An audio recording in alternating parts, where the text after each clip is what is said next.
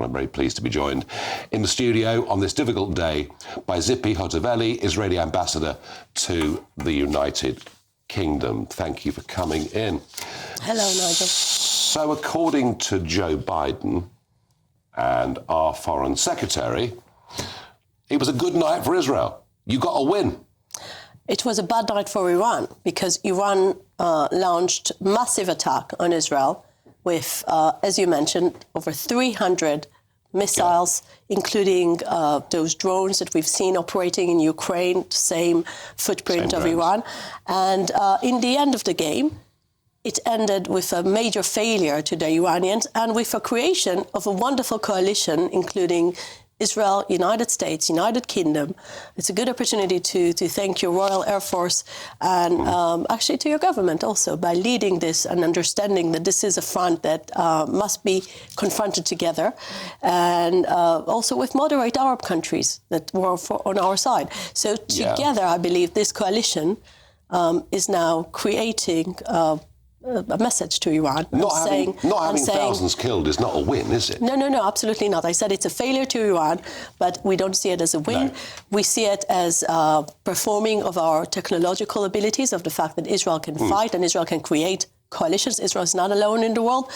But, and I think this is the most important thing, one thing we have learned from the 7th of October, by again mentioning Hamas as a proxy of Iran, you should always look at your enemy's intentions, not whether he killed people, whether he managed to achieve the big things he wanted to achieve by targeting our military bases. Iran's attempt was to kill. Iran's attempt was to hurt. Iran's attempt was to attack a sovereign country from its own border, from its own soil. For the first time. For the first time. And since the first Gulf War, Israel was not attacked from another sovereign country. This is unprecedented. And the fact that Iran had the nerve to do it means not enough deterrence. And the game now is deterrence. Yeah. And no one is expecting Israel. And I'm looking at the people. I'm surrounded with British people that heard from the head of MI5 last year. Iran is a threat to this country as much as it's a threat to Israel. So Iran was targeting individuals in your country. And last year, it was the head of MI5 saying that. And all the government leaders know that. No, I think the good news. And just to make it clear, Israel is not being expected just to sit and do nothing when 300 weapons are fired on our cities. That's the extraordinary thing, though, isn't it? I mean, look, I think there is good news here in that the focus of the debate now is back on Iran. Right. And people can very clearly see who the bad guys are. The head of the snake. Like, absolutely, and who is funding all the different proxies out there. And, you know, for the general public to understand proxy wars, you know, they're busy leading their lives. This makes it much simpler. This lion been hiding, as I told you, behind this bush of proxies, but not anymore. Absolutely. So and the other sensible Arab states have been very much on your side, overnight allowing their airspace to be used to shoot down rockets, etc.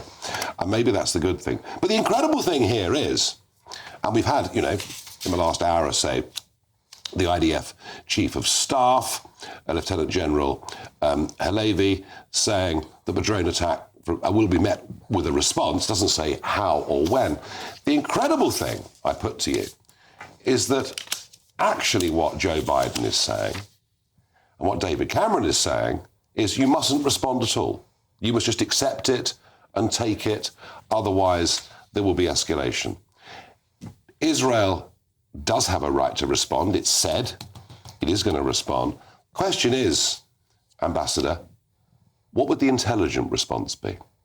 So let's start with what is under my portfolio as a diplomat. Sure. There is some things the War Cabinet will make decisions, and the people of Israel are expecting very much to make sure that they will be protected from this type of attacks. No country in the world can tolerate this type of attacks. If we would have seen Birmingham, Manchester, Liverpool and London attacked at the same night with drones, I'm sure your Prime Minister wasn't happy and wasn't saying, OK, we just managed to... No, but that's what they're telling you. Exactly. So this is not the case, and we definitely need to create better deterrence for Iran.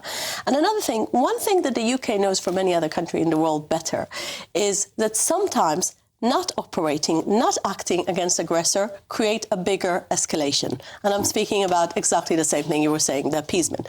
You cannot appease. Our long-standing approach from a diplomatic point of view is to proscribe the IRGC. The Iranian Revolutionary Guards something the British government still hasn't done. Operating as a massive terror organization, the head of the octopus, sending its arms all over the Middle East, destabilizing all the region, sponsoring those horrific terror tunnels of Hamas, where we have 130 hostages still there, being violated, women being raped on a daily basis, and they're not releasing them. They're not willing to release all of them. Should the British government act?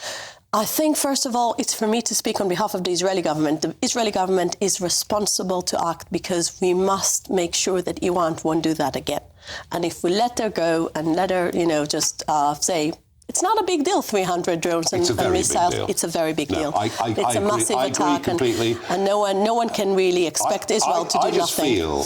I just feel that Biden and Cameron are being rather condescending towards Israel. As an ambassador, I wouldn't expect you to respond to that comment. No, I think actually we have a very close partnership with the UK, and I'm actually thanking the leadership of the government in this country for understanding the threat of Iran. And actually, we've been working very closely, including on an intelligence level, and the way the UK was operating about the Iran issue with the Americans was actually a robust point of view of understanding the big threat. They understand it's a threat to London as much as it's a threat on Jerusalem and Tel Aviv. Ambassador Hotovely, thank you very much. Thank you. Indeed.